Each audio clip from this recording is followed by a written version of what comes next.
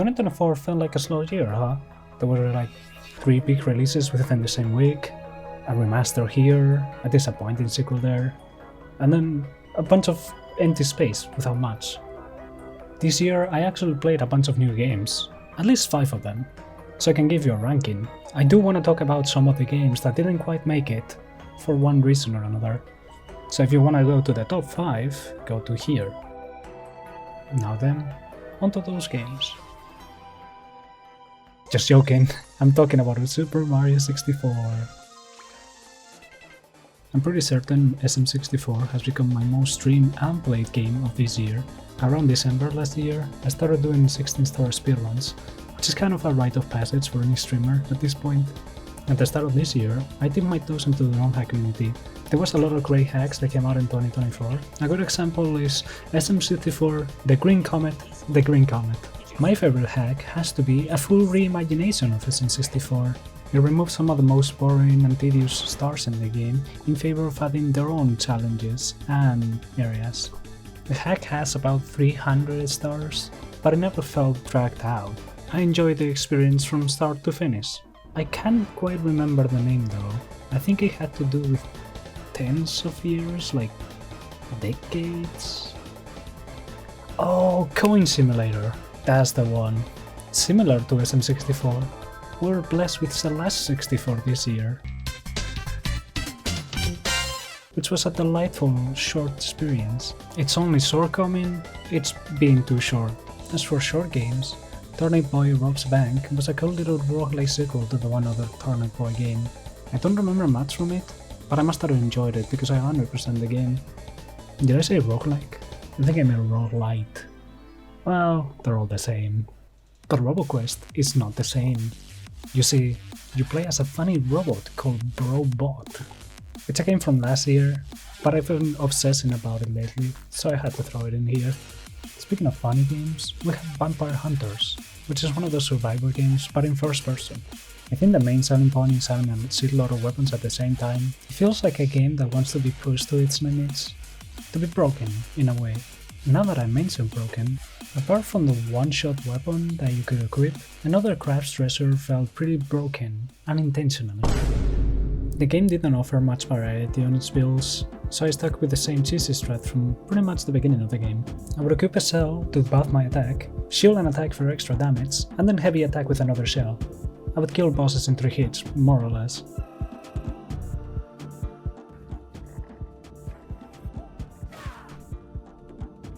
Damn the fucking damage though!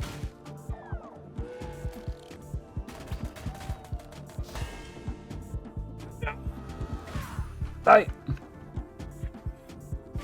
And he's dead. See, it's just 4 attacks. The final boss took around 5 hits, so I definitely don't think it was intended. Also, as a side note, heavier shells would make you slower, in both attack and movement, but it wouldn't raise your damage output, which I found kinda lame. Other than that, the game was pretty fun for the most part. Wait, that's not right. The Nosepass? The Nosepass? The Snorlax? Oh, I got it. Matsarina from Palworld. I was actually debating putting this one in my top 5. I came to the conclusion that I like Pokemon. I'm doing a Platinum Soul Lock with a friend of mine over at Twitch, be sure to check that out. My problem with it is how similar every game feels. I mean, even the Mystery Dungeon games are just older ones, with a new coat of paint and a Pikachu on top of it. Back in the day where everyone wanted to make a Pokemon, we had some nice mechanical variety. I remember playing a lot of Azure Dreams, which was similar to Mystery Dungeons. You would enter a randomly generated tower, and you would be able to take a few monsters with you and grow them, level them up, and then fuse them to make better ones. Dragon Quest Monsters also took this fusing idea and combined it with 3v3 battles on their own universe, which was already full of monsters and fantasy creatures. I grew up with Joker, so I'm kinda biased here, but I found the scouting mechanic really unique. You would impress monsters by showing them your pure strength to make them join you. The latest Joker game is a modern example of a well-executed Pokemon game. Talking about Persona 5, of course. The game drips style, drips personality, drips pizzazz. The point is, I like when someone takes the formula for a spin and makes their own spin on it. So when they announced an open world Pokemon where you would battle monsters with actual weapons, it got me excited.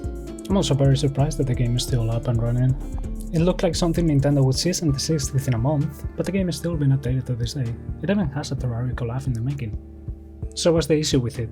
Well, it's the progress. Pokemon with hands loses its flair really quickly, especially when any upgrade to your equipment or your base gets grindier than the one prior.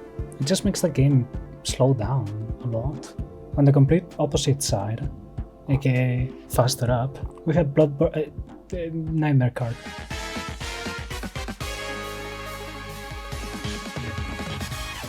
I don't have too much to say about this one. The mechanics were fun, I just sucked at the game. I played a PvP match with a friend where we kept missing each other for about 15 minutes. That's about 900 seconds, which is almost what it takes to finish Color Fire Redux. I played about 3 of these DT likes this year. Color Fire has a nice variety of enemies, all of them behave differently from one another, but the amount of random stuff drove me away from playing it. I think it needs some polish, but it's good overall. Also, the music slaps.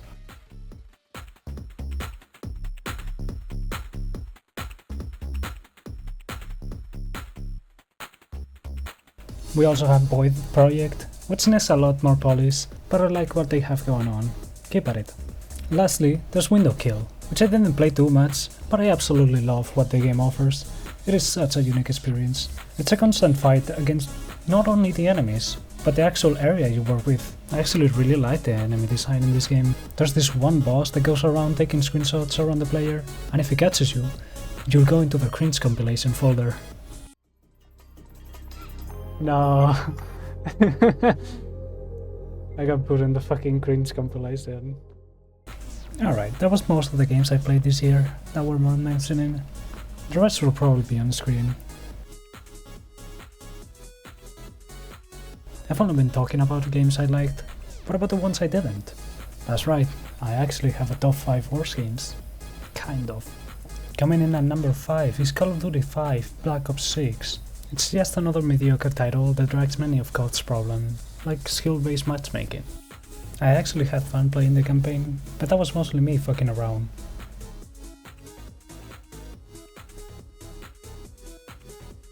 Yeah, I was pretty brain dead, but you come to expect these things. I just didn't have any inkling to play more of it. Also, the AI shit they're trying to pull off is horrendous. So many hire artists to wipe their ass and produce this garbage. Shame on them. And number 4 is Multiversus, which has technically fully released this year, so I got to put it here.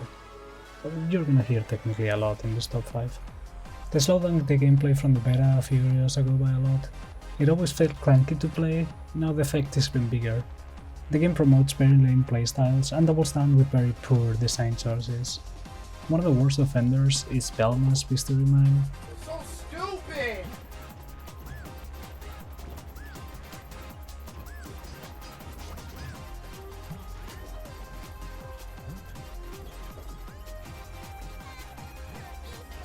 So stupid! Straight in the middle of the zone, in number 3 we have Stalker. The game takes around 30 minutes to load the shaders every time I open it. 10 minutes to load a save file, and another 5 minutes to load the models and textures.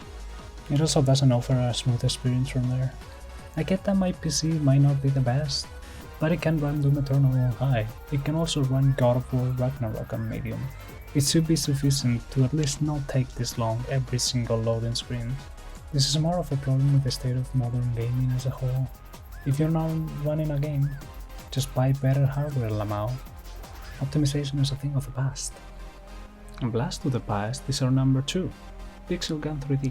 I played a lot of the mobile version when I was younger, and I remember being part of the Pixel Gun World beta. A PC game they released for a very limited time. It had a couple differences with its mobile counterpart, and balance was pretty good overall, from what I remember. This, from what I can tell, is a straight up port. It doesn't solve the balancing issue. It doesn't solve how microtransaction hungry the gameplay is, and in fact it probably is here only to encourage it. And it doesn't solve cheaters as well, it just does nothing. Nostalgia made me think that maybe this would be the long-awaited return of World, but nothing close to it. I think it's very apparent what they want out of people, and all players like me don't have much space in the game if we don't have our wallet out. And finally, for the worst game I played this year, it has to be Hunt Showdown. The game soft relaunched this year as Hunt Showdown 1886, so I'll take any chance I get to make fun of it. The game had a change of engine, so they dropped support on PS4 and Xbox One, apart from making the game run much worse than before. They brought back all glitches people had reported in 2019, and they also made new ones to add some flavor to the past play, They made a new map, and they were super proud of it, probably because of the new water, so they made it the only map playable for a few months. Disconnections became super common with the new servers, and the reconnect quote-unquote feature was basically a lag-based minigame where you could get a black screen, nothing, a black screen where you can move, a partial reconnection where the game will disconnect you in a minute or two again, or as a super rare occurrence, you will get back into the game, but you will either levitate or be below the ground. I don't even know how this happens. They also introduced a half-ass UI reminiscent of Hulu and COD. It gives some similarity to controllers, but it makes it abhorrent for keyboard and mouse. But enough about that, on to the fun part now. The best games, the main 5, the top of the top, the Marmel of all time. That one goes to them up actually. At the bottom of the list, in number 5, there is Persona 3 Reload and Persona 3 Shoot. I actually haven't been able to finish this one. I have a bad habit of being unable to open a game when I start playing for a week. I dumped about 50 hours when this came out, and I opened it twice since February. I really like the Persona formula. I like 5, and this is no different. It's a well-crafted, well-written game, and the visuals are so good. It has interesting characters and a good combat system. Not a lot to say that you probably haven't heard yet. I don't really like the boss design as much in this one, but on the other hand, Persona 5 probably had one of the worst boss fights in any RPG I played, so I won't complain. Moving on to number 4 is the new and improved Rivals.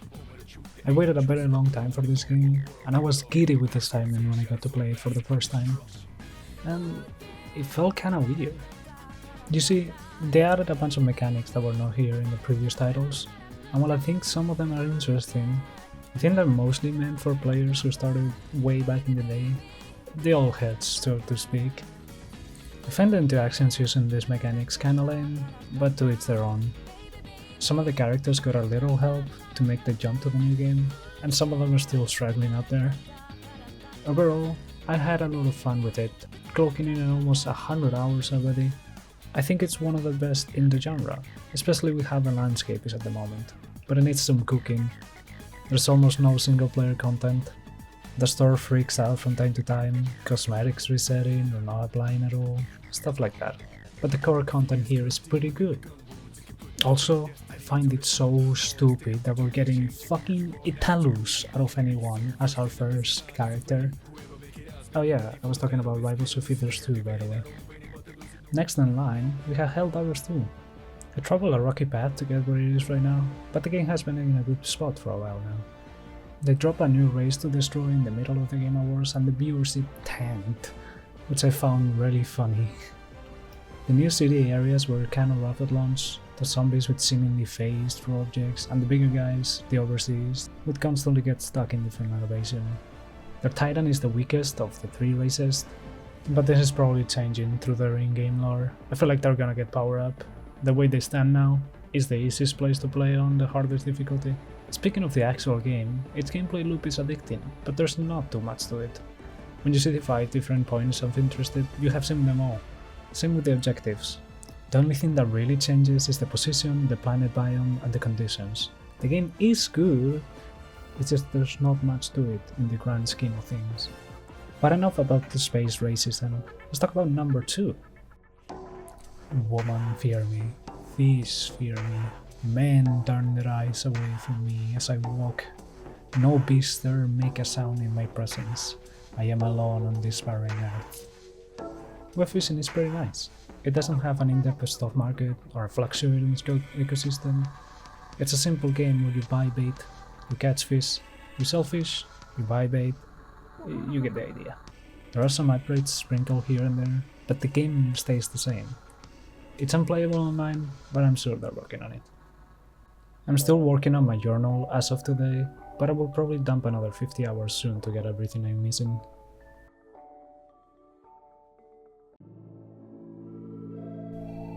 I really think no other game has made me feel like Animal well. This mysterious game is downright mystical. I can't really put it into words. I mean, I could, but I don't want this video to take 3 hours. And that's why I have to give Game of the Year to Hatsune Miku Fitness Boxing.